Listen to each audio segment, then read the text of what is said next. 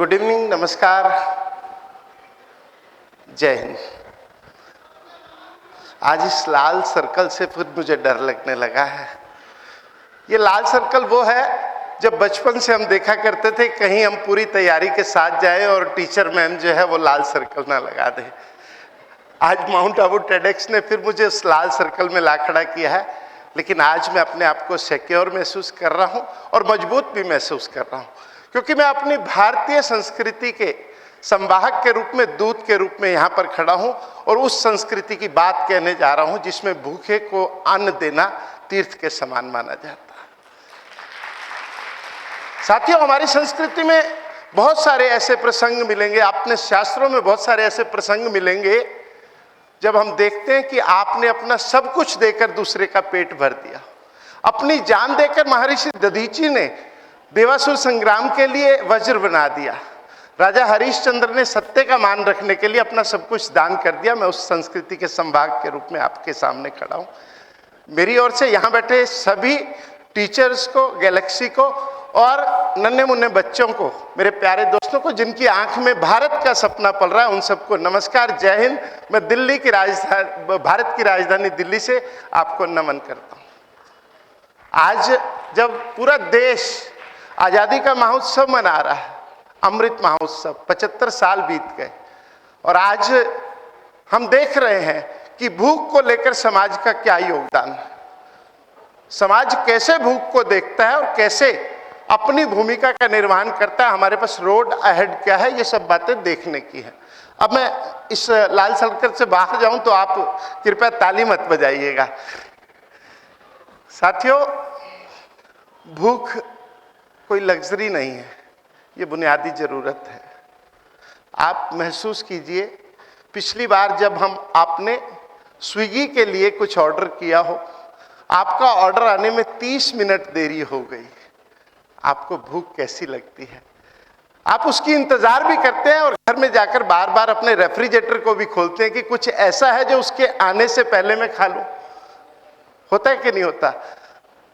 ऐसा ही लगातार भूख अगर थोड़ी देर तक और हमारे भीतर रह जाए तो वो हमारे अंगों को शिथिलता देती है, हमारे माइंड को, हमारे मन को शिथिलता देती है। और कई बार भूख जब घंटों से दिनों में तब्दील होती है तो कोई भी व्यक्ति हिंसा की तरफ, अपराध की तरफ बढ़ता है और कई बार तो अपना जीवन समाप्त करने की भी सोचता है। उसके साथ साथ भूख अपने आप में एक भाव है जिसको आप केवल भूखे रहकर समझ सकते हैं। दूसरे की भूख देखने के लिए आपको एक अलग प्रकार की दृष्टि चाहिए होगी। वो दृष्टि ईश्वर ने मेरे को दी और ऐसे अवसर पर दी। अनेक परिस्थितियां जीवन में आती हैं, आपको बहुत कुछ याद रहता है और बहुत कुछ याद नहीं रहता। जून 2015, 23 जून 2015, एक तपती दोपहर, आजादपुर मंडी जहां मैं फल का व्यवसाय करता हूं, मैं अपने काम पर था। एक बेचैन सा व्यक्ति मेरे को नजर आया और उसने सामने आकर कहा कि क्या काम मिल सकता है। मैं सोच रहा था मैं इसे क्या काम दूं, मेरे पास काम नहीं था। अनायास मेरा जेब में हाथ जाता है और मैं जेब से निकालकर कुछ उसे रुपए देना चाहता हूँ। और जो रुपए जब देने चाहे तो उसने कहा कि 2 दिन से पेट में कुछ नहीं गया है, रुपए से पेट नहीं भरेगा, हो सके तो खाना खिला दीजिए।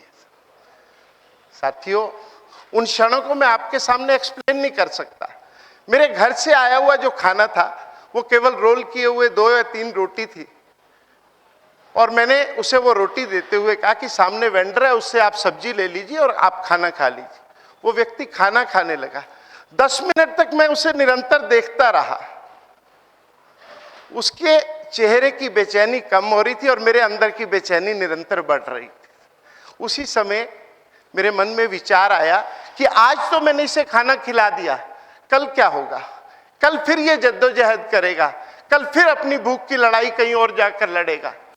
मैंने अपने साथियों से जो यहाँ पर मौजूद बैठे हैं उनको बुलाया, उन्हें कहा कि क्या हम ऐसी व्यवस्था कर सकते हैं कि कुछ लोगों के लिए हम खाना खिला सकें। साथी सहमत भी थे और असहमत भी थे। कंटिन्यूटी एक बड़ा प्रश्न था। फिर भी हमने हौसला किया। अगले दिन 6 घरों से थोड़ा थोड़ा खाना बन के आया। अलग अलग शेप में था, कोई पैकेट में था, कोई पॉलिथीन में था, कोई बॉक्स में था, कोई लंच बॉक्स में था। जैसे ही जरूरतमंद आता, कोई दिखता, हम उसे जबरदस्ती भी खिला रहे थे, भूख लगी है खा ले, भूख लगी है खा ले। लेकिन यह क्रम धीरे धीरे बढ़ता गया, धीरे धीरे सुधार की जो गुंजाइश थी वो आती गई। 6 से 60 पैकेट होने में 1 हफ्ता लगा था। 60 पैकेट जब हमने सोशल मीडिया पर डाले, लोगों का इतना बड़ा रिस्पांस आया। हमारे से लोग पूछ रहे थे कि इस रोटी को कैसे हम आप तक पहुंचा सकते हैं। जिस दिन 60 पैकेट हुए थे, उस दिन हमने एक छोटा सा बॉक्स आजादपुर मंडी में रख दिया था, उस पर स्केच पेन से लिखा रोटी बैंक। अपने आप एक प्रकल्प जन्म ले चुका था। लोगों की भूख को बंद करने का साधन, भूख को कम करने का साधन हमारे बीच में था। अब वो लोग भी खाना डालने आ रहे थे जो साधन संपन्न तो नहीं थे, लेकिन जनता के लिए, मानवीय के लिए, मानवता के लिए कुछ भी करने के लिए उनके दिल में कुछ कसक थी। सब आते, रोटी डालते, लेने वाले लेकर जाते, दुआएं देते और फिर चले जाते। 600 पैकेट होने में लगभग 6 महीने लगे थे। फिर एकाएक शालीमार बाग स्कूल के एक मॉडर्न पब्लिक स्कूल, उन्होंने हाथ बढ़ाया। उन्होंने कहा कि आप हमारे बच्चों को बताइए कि आप क्या कर रहे हैं। मेरे साथी सुधीर जी और सोनिक जी वहां पर गए थे, उन्होंने बच्चों को बताया और आप यकीन मानिए बच्चों के मन में इतनी ऊर्जा और उत्साह था, अगले दिन हमारे को स्कूल से 1600 पैकेट मिले थे। बच्चे अपने लंच के साथ एक एक्स्ट्रा मील लेकर आए थे, लेकिन बच्चों का एक्स्ट्रा मील, अब छोटे बच्चे का एक्स्ट्रा मील कितना होगा, 1 रोटी, 1 सैंडविच, इस प्रकार का मील आया। 1600 पैकेट को खपाना हमारे लिए एक बड़ी समस्या बन गया था, लेकिन उसी दिन प्लानिंग भी शुरू हो गई थी। और जब हमने बॉक्स रखा तो इसी प्रकार के बॉक्स स्कूल में रख दिए गए। और मुझे याद है वो 23 दिसंबर था, अच्छी तरह याद है। 1600 पैकेट, 2300 पैकेट, फिर एक दिन 4000 पैकेट एक साथ बिना लागत के रोटी बैंक चल निकला था।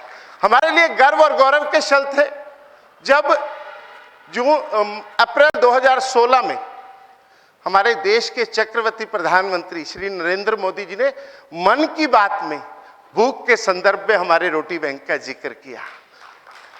सोशल मीडिया पर मीडिया के जो लोग थे, इलेक्ट्रॉनिक मीडिया के लोग और प्रिंट मीडिया के लोग लगातार हमारी गतिविधियों को पब्लिक के सामने रख रहे थे।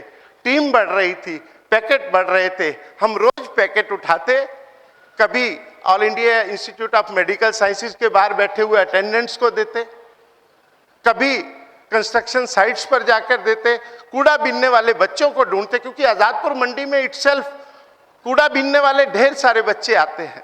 हम उनको खाना खिलाते, बहुत सुकून मिलता। मैं उस सुकून को भी आपसे शेयर नहीं कर पा रहा हूं, क्योंकि एक अलग प्रकार की अनुभूति थी जो भूख के बाद पेट भरने की अनुभूति होती है। साथियों, आपको मैं ऐसा स्टोरी नहीं सुना रहा, ये एक यात्रा है। ये वो यात्रा है जब इस यात्रा के ड्राइवर के रूप में मैं नीचे उतर जाऊंगा, कल ये यात्रा के ड्राइवर आप ही बनेंगे। स्कूल के 11 स्कूलों के बच्चों ने हमारे रोटी बैंक प्रकल्प को लगभग 10,000 पैकेट रोज तक पहुंचाया। स्कूल के बच्चे अपने साथ लंच मील के साथ एक और मील लाते थे। हमारे लिए एक छोटी सी समस्या हो गई थी, उस एक पैकेट को हमको 3 में कन्वर्ट करना पड़ता था। बच्चा अपने साथ 1 रोटी का पैकेट लाता था या 2 परांठे लाता था, लेकिन पेट भरने के लिए कम से कम एक वयस्क आदमी के लिए 3 या 4 रोटी की जरूरत होती है। तो हमारी पूरी टीम 9 बजे से लेकर 12 बजे तक उसको फटाफट पैकेट चेंज करती थी और 2 या 3 करके हुए उसको बड़ा पैकेट बनाकर लोगों तक पहुंचाती थी। अनेक स्कूलों ने अपनी जिम्मेवारी निभाई।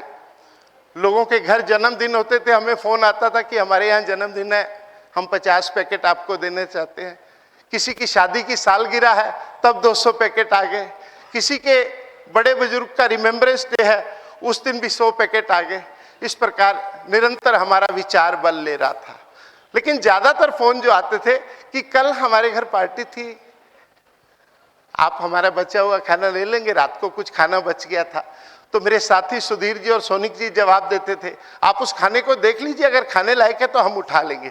लेकिन प्रिंसिपली हमने कभी वो खाना उठाया नहीं, क्योंकि खाने की एक ड्यूरेशन होती है और खाना वो जो एक साथ खाया जा सके। इसी कारण से जब रोटी बैंक की शुरुआत हुई तो हमने सबको कहा कि सिल्वर फॉइल में 3 रोटी सूखी सब्जी या अचार के साथ लपेट के दे दें, उसका कंटेमिनेशन ना हो उसको, इसलिए सिल्वर फॉइल में हमने लपेटना स्टार्ट किया। और वो निरंतर, ताकि देने वाले को भी ये भावना आए कि ये अच्छा है या बुरा है, और लेने वाले के मन में भी ये भाव आए कि ये अच्छा है बुरा है। 2019 तक आप यकीन मानिए, रोटी बैंक के माध्यम से, रोटी बैंक खिलाया किसी को कुछ भी, रोटी बैंक के माध्यम से लगभग 15.5 लाख लोगों को सम्मान सहित भोजन करवाने का काम रोटी बैंक के द्वारा। और not a single penny from any government grant, not a single penny of donation have been taken by Roti bank till this time.